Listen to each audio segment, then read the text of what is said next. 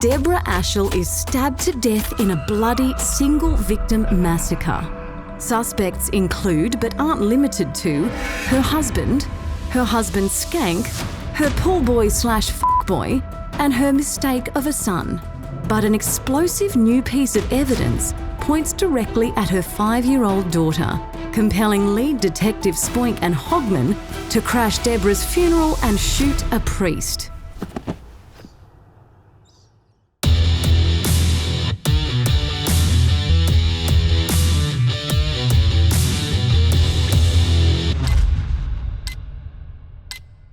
Debra Ashell's funeral was a tragic affair for many reasons. But we couldn't let that slow us down because we only had a few hours left to save our jobs. And armed with Millicent's blood-stained clothing, we knew we finally had the evidence we needed to lock this little princess in the tower. Completely inadmissible because they failed to get a warrant. Everything's coming to a head now. There's only minutes left on the clock. The chief's breathing down our necks. We're blowing smoke up his ass, gaslighting suspects, full steam ahead. It's a foggy, farty, halitosis haze. Charged with running from the police, dacking the police, and murder, Millicent Ashell is the poster child for a wanted poster child. Why am I even here? We know why you did it, Millicent. We just need to hear you say it. And sign this confession. Here, you can pick any colour you want.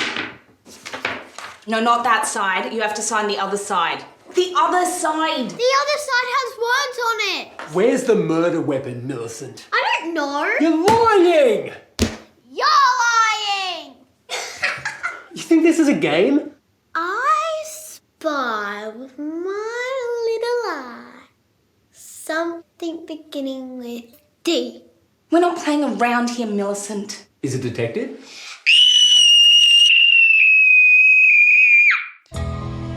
I've never seen a cold-blooded killer quite so cold-blooded. Not a hint of remorse. The way she kept shifting around in her chair, losing focus, like she was bored by the whole thing. Pure, unadulterated evil. Just when all seems hopeless, Spoink and Hoggman's expert interrogation techniques yield their first result. Daddy told me not to say anything. Not to say anything about what? About what happened. He said he would do all the talking for me.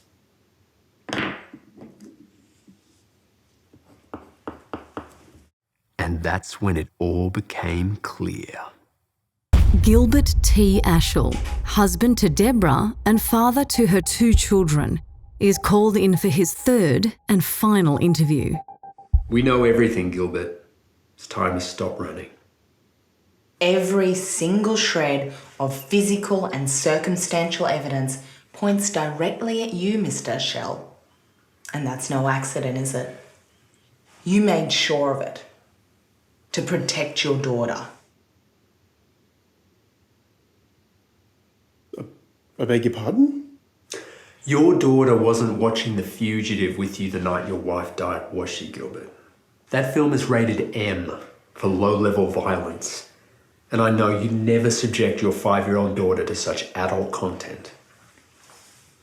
Sometime shortly after the argument with your wife, you sealed yourself in the home cinema with your son. At this point, Debra must have revealed to Millicent that she was pregnant. Overcome with intense FOMO, Millicent stabbed Debra to death. Sometime after this, you discovered what Millicent had done and staged a break-in to cover up your daughter's crime.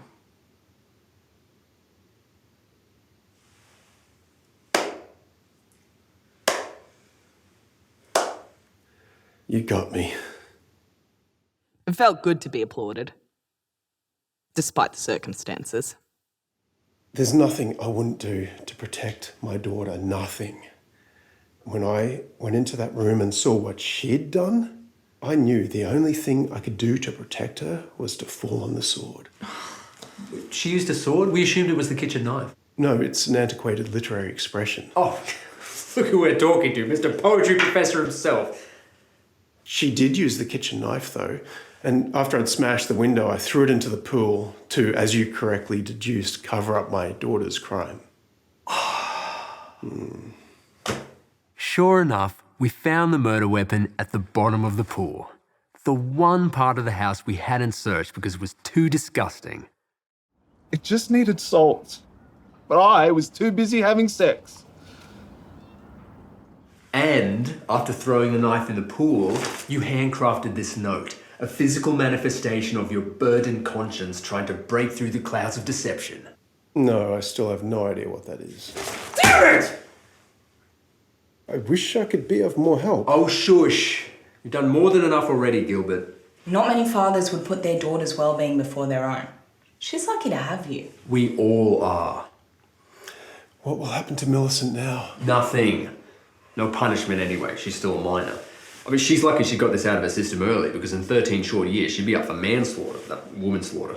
Because obviously this wasn't premeditated. This was a child acting out, releasing some pent-up aggression, fear of being supplanted. Stabbing your wife 57 times was just her way of saying, hey, Dad, bring me that higher love. I have been rather preoccupied with work and my affair. Bingo. A few timeouts, a smidge of counselling, maybe a lollipop or two. She'll be right as rain. We just need you to get her to sign a full confession, then we can put this whole unpleasant matter to bed. No pun intended, given where the body was found. I'll talk to her. She's a good girl. She's a great girl. We'll go and grab her. Hopefully she hasn't killed anyone in the office. Can I get you anything? Tea, coffee? Strawberry blast? I'm all right, thanks. I'll just switch these cameras off to preserve battery. But now, watch what the overhead camera captures mere seconds after the detectives turn off the 2 floor cameras and exit the room. Our technical team has done their best to enhance the audio for clarity. Watch and listen closely.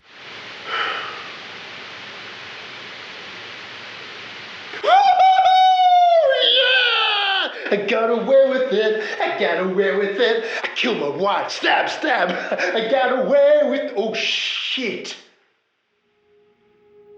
It was one of the more unusual confessions ever attained, but it held up in court. At least the defence couldn't argue that it was coerced, although they still tried. Made up some song and dance. I told them the confession is a song and dance. We have your client on camera singing and dancing his confession. The ploy worked. We baited him with the absurd theory that his primary school-aged daughter was the killer, and he played right into our hands like a fiddle. I knew he was dirty from minute 1. I was pretending to be his friend by calling him every hour with updates and taking him to that Guy Sebastian concert on the first night. Got him to drop his guard. As a detective, you have to use every tool available to you to catch the culprit, including your masculine wiles. I still have the handwritten note from Detectives Hoggman and Spoink outlining all the evidence against Millicent Ashell. I think that's barbecue sauce there. I mean, if this was some ruse designed to entrap Gilbert Ashell, then why send me this? Would you like to read it? I had my assistant type out a legible version that corrects all the spelling mistakes. Ex-assistant, I should say. His resignation came attached with it. I can't remember what motive we ended up going with. The life insurance payout, avoiding the divorce, his affair, her affair, not wanting another baby, the nagging. I think we just pulled it out of a hat. Eeny, meeny, miny motive. With the confession, the motive was ultimately moot. If you must know, on the evening of February 22nd, my wife told me she was having an affair with the sexually superior pool boy, and she was pregnant with his baby, which I knew had to be true because we hadn't had sex in 5 years, and she was divorcing me and leaving me with nothing because she had proof I had cheated on her. Then she told me she was gonna go have a lie down. I honestly believe she was committing suicide. The jury deliberated for, I think, 4.5 minutes, and that included a 4-minute afternoon tea break. Life imprisonment. But, you know, with good behaviour, they may one day let him into an unsupervised area with disabled cameras so a fellow inmate with a sharpened toothbrush can put him out of his misery, the deceitful prick. Where did the bloodstain on Millicent Ashell's shirt come from? I knew the answer to that on day 1. It's the same shirt she was wearing in the video where Debra cuts her hand on that kitchen knife. I've told you 57 times never to do this! Pick me up, Mum. Not now, Millicent! Wish they'd spoken to me before they shut up a funeral.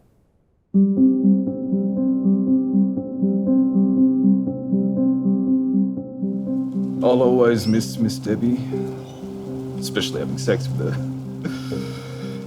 But I've got to move on. I'm going to get out of the pool cleaning, wife screwing business. I need to set my sights bigger. I want to clean lakes and screw nuns. He said he was going to leave his wife for me. I honestly just can't believe how naive I was back then, you know? Today, I'm with a real man who really is going to leave his wife for me, just as soon as his kids are older. Just remember, if you ever need someone followed, Freddie Smalls is your man. Most of my cases don't end with my client dying, just to be clear.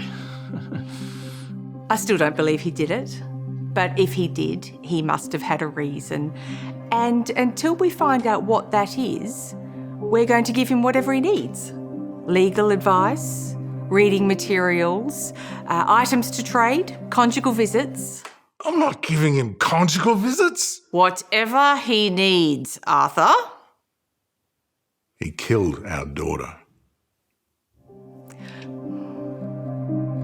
Hopefully Debs can rest a little easier, knowing that her cheating, gambling, murdering twat stain of a husband is rotting behind bars. And hopefully I can rest a little easier too, knowing my future inheritance is doubled. Minus the big chunk that went to Millicent in that little insect lane.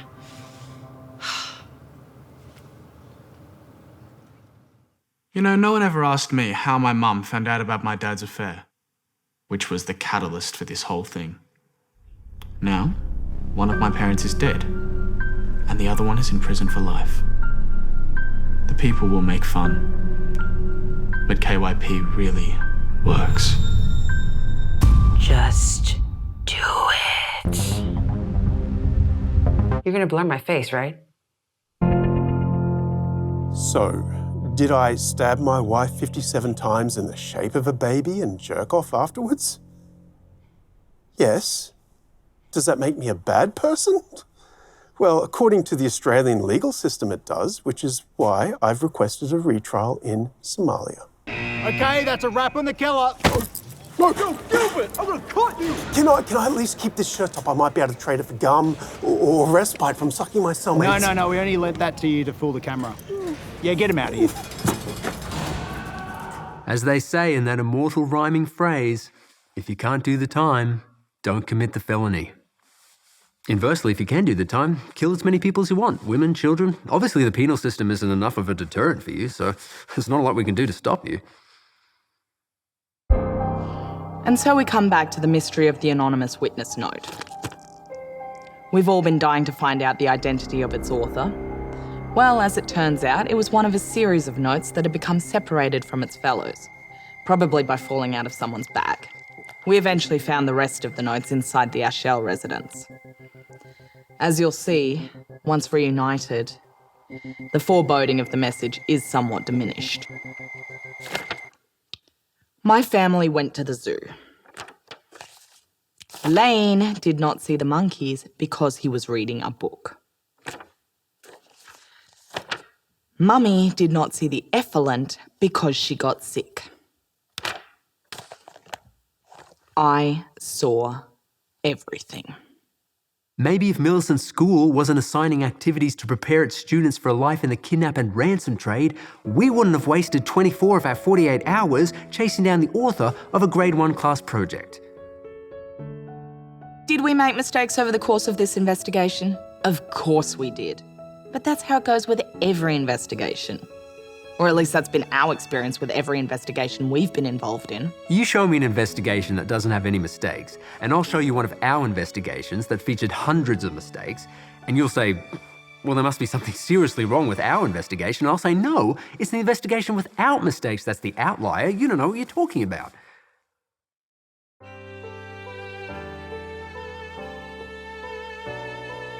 At the end of the day, what matters most is that Math kept his job and remains happily... He remains undivorced. Everyone needs something to come home to, however small.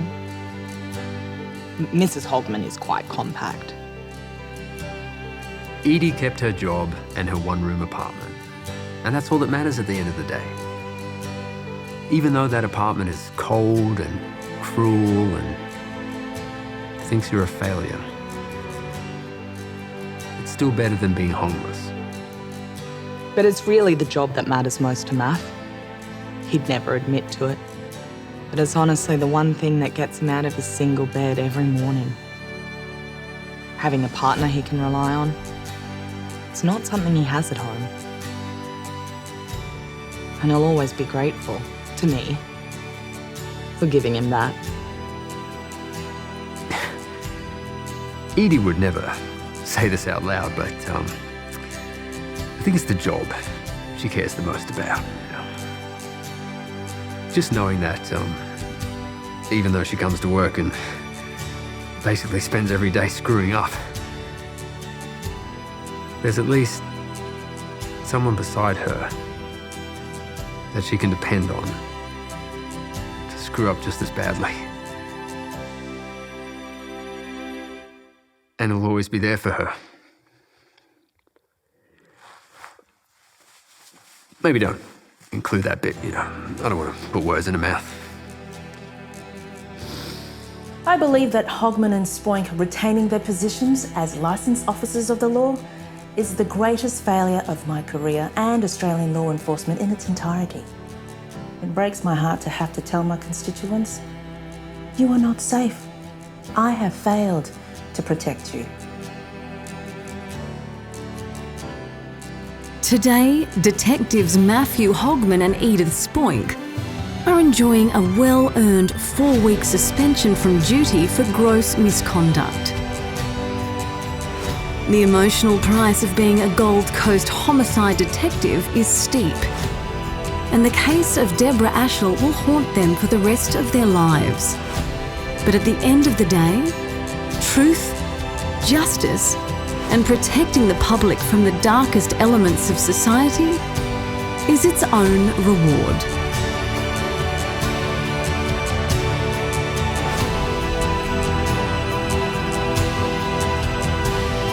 Oh my God! It's you! No, that was muscle memory. That was pure reflex. What did you shoot him? What? My muscles remembered what your muscles did. You need to stop filming. He's fine. Thanks to us, he's more holy than most priests. Heart number 3 is going to take him right through to the end. Stop calling us peace. We pretend to ignore it, but inside it stings. Just because we're wearing blue, don't mean we ain't got feelings too. So let's start from scratch, respect the badge and stay.